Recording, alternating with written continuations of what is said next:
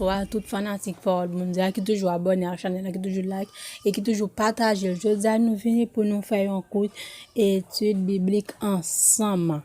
Nous avons joint un message nous dans Révélation.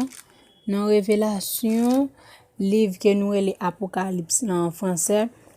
Dans Révélation, chapitre 2. Message pour l'église la ville Éphèse. Écrit ange l'église qui dans la ville Éphèse là. Dit comme ça. Moun qui kembe 7 étoiles yo nan main droite li. Moun k'ap marché nan mitan 7 gros lampes, 7 branches l'oyo. Mais ça li voye di ou. Moi connais tout ça wa fait.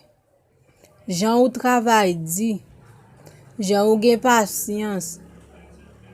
Moi connais tout ou pas ka supporter méchant yo. Ou sont de tout monde sa yo ka prend pause à porte yo.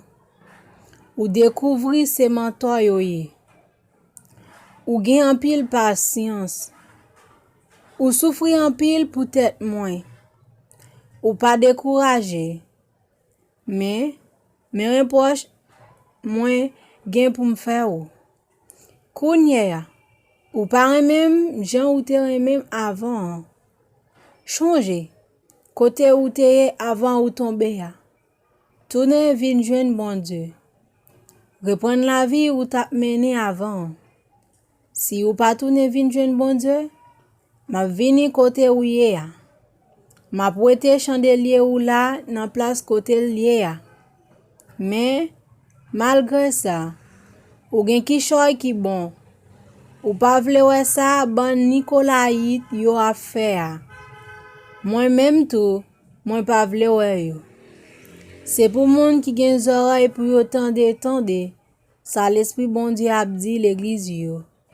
Tout monde qui va goumen jou ki yo gen bataille là, ma bay yo doa pour yo manger dans pied bois qui bay la vie ya.